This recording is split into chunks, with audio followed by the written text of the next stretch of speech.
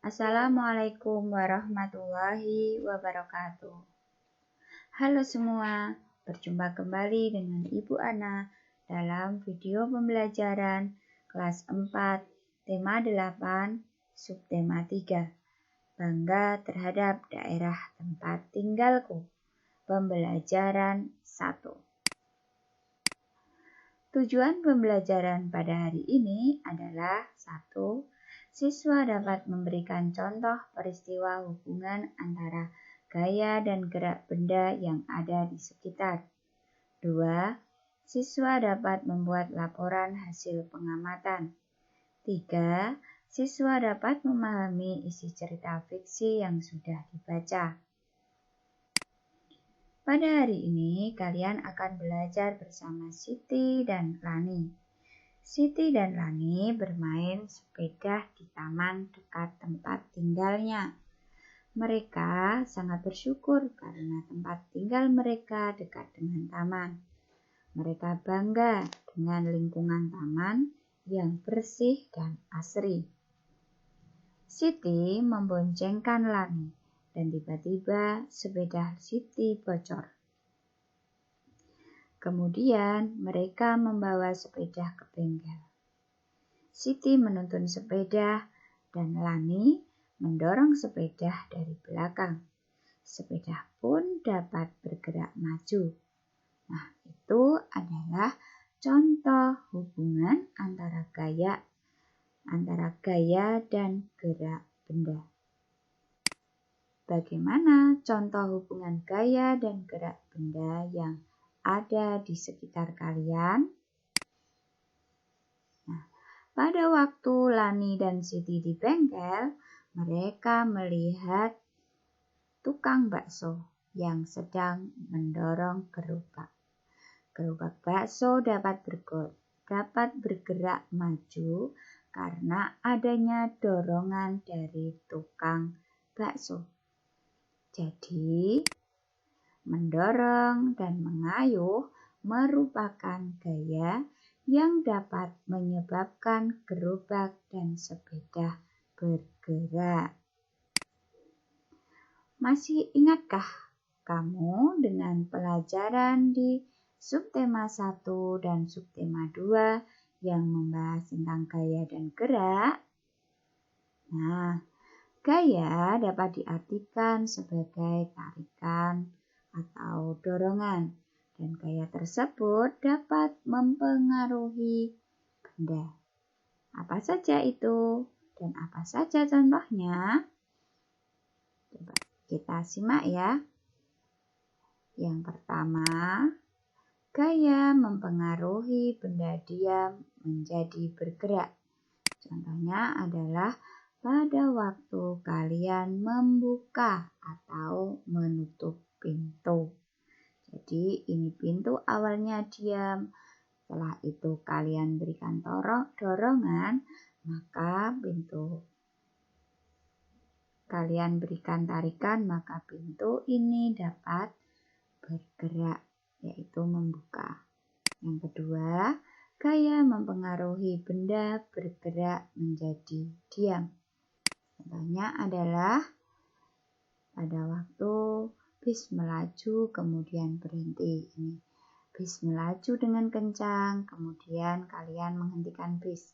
Nah, bis tadi diberikan gaya berupa injakan rem dan bisnya dapat berhenti. Yang ketiga adalah gaya mempengaruhi perubahan bentuk benda. Contohnya pada mainan plastisin. Plastisin ini berbentuk seperti kotak. Kemudian kalian berikan gaya berupa tekanan-tekanan. Maka kalian akan bisa membentuk berbagai bentuk benda. Bisa bunga, bisa segitiga, bisa bulat, dan sebagainya. Seperti keinginan kalian ya. Dan yang keempat adalah gaya mempengaruhi perubahan arah gerak benda. Contohnya, pada waktu kalian memainkan bola voli. pada waktu melakukan serven, bola ini mendapatkan dorongan dari tangan kalian, maka bola dapat melambung ke atas dan arahnya ke depan. Nah, sekarang kalian coba carilah sebuah peristiwa di sekitar kalian yang merupakan contoh dari hubungan antara gaya dan gerak.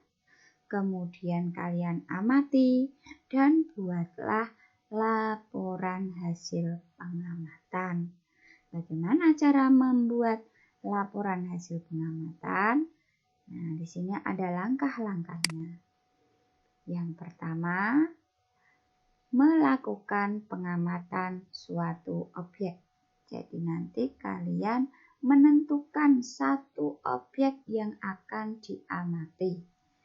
Yang kedua, mencatat atau mengumpulkan data penting. Mencatat atau mengumpulkan data pengamatan terhadap objek yang diamati. Yang ketiga, membuat kerangka laporan. Yang keempat, mengembangkan kerangka laporan dengan bahasa yang baik dan benar. Yang kelima adalah mengedit laporan menjadi laporan yang baik. Nah, di sini ada format, ada salah satu contoh format dari laporan hasil pengamatan. Nah, seperti ini nanti kalian buat seperti ini di buku tugas kalian. Ada nama misalkan Abelia, kelas 4, alamatnya mana ditulis. Nah, kemudian di sini ada objek atau peristiwa yang diamati. Tadi Abel sedang mengamati apa? Nah, di situ ditulis. Kemudian hasil pengamatan berupa hubungan gaya dan gerak sesuai peristiwa. Nah, yang ditemukan Abel tadi pada peristiwa itu apa saja? Ini bisa ditulis di sini. Mengerti ya? Nah, sekarang kita ada cerita fiksi. Masih ingat ya? Apa itu cerita fiksi? Cerita fiksi adalah cerita rekaan dari seorang pengarang. Jadi tidak nyata. Di sini ada cerita fiksi yang berjudul Angsa dan Telur Emas Aesop. Kalian bisa membacanya, ya. Kita baca bersama-sama ya. Alkisah, ada seorang petani sederhana memiliki seekor angsa. Angsa yang dimiliki petani bukan sekedar angsa biasa, melainkan angsa yang cantik dan istimewa. Keistimewaannya adalah angsa milik petani menghasilkan telur emas. Petani senang memiliki angsa istimewa. Setiap pagi, petani bisa mengambil telur emas di kandang. Petani membawa telur emas dari angsa miliknya ke pasar. Petani menjual telur emas dengan harga tinggi. Dalam waktu singkat, petani berubah menjadi kaya. Kekayaan ternyata tidak membuat petani lebih bersyukur dan tetap rendah hati. Sebaliknya, kekayaan membuat petani serakah. Petani menginginkan angsa bisa menghasilkan telur emas lebih banyak lagi dalam waktu singkat. Petani tidak sabar dan ingin cepat menjadi orang kaya raya. Ketidaksabaran petani terhadap angsa miliknya muncul karena angsa hanya memberikan sebuah telur setiap hari. Petani merasa dia tidak akan cepat menjadi kaya dengan cara begitu. Setiap hari sepulang dari pasar, petani menghitung uangnya. Suatu hari, setelah menghitung uangnya, sebuah gagasan muncul di kepala petani. Petani berpikir bahwa ia akan mendapatkan semua telur emas dalam diri angsa sekaligus dengan cara memotong angsa. Gagasan petani pun dilaksanakan. Betapa kaget dan sedihnya petani ketika tidak menemukan satu telur pun dalam perut angsa. Angsa istimewanya telah terlanjur mati dipotong. Hanya penyesalan yang bisa petani rasakan saat ini. Keinginan petani menjadi kaya raya semakin jauh dari angan-angan. Nah, demikian ini adalah cerita tentang angsa dan telur emas Aesop. Menarik ya? Cerita ini termasuk cerita fiksi. Nah, dalam cerita ini terdapat sebuah amanat. Kalian harus tahu apa itu amanat. Amanat adalah pesan yang ingin disampaikan oleh pengarang kepada pembacanya. Jadi amanat dalam cerita tersebut apa?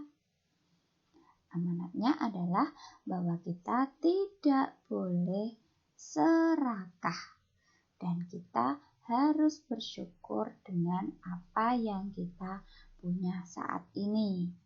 Begitu ya. Selanjutnya di sini kalian mencoba menjawab pertanyaan dari cerita yang sudah kalian baca tadi, yaitu yang berjudul Angsa dan Telur Emas Aesop. Kalian tulis pertanyaan dan jawabannya di buku tugas kalian.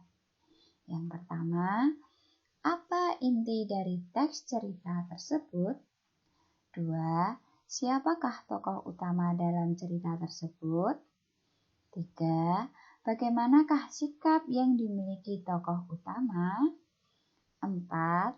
Bagaimanakah seharusnya sikap tokoh utama atas nikmat yang sudah ia peroleh? 5. Apa yang akan kamu lakukan jika menjadi tokoh utama dalam cerita tersebut? Mudah ya?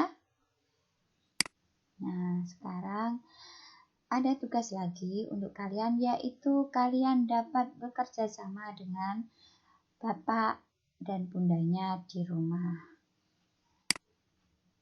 Kalian dapat mencari sebuah judul cerita. Nanti kalian mencari 2 buah judul cerita. Ya. Nanti kalian buat kolom seperti ini di buku tugas kalian. Nomor 1 ini adalah contohnya. Judul ceritanya adalah Angsa dan Telur Emas. Tokohnya siapa? Tokoh dalam cerita tersebut adalah petani. Sifat tokoh dalam cerita. Sifatnya petani tadi bagaimana? Ternyata sifatnya adalah serakah. Tulis di sini. Kemudian inti cerita dari hasil diskusi. Nah, inti ceritanya apa?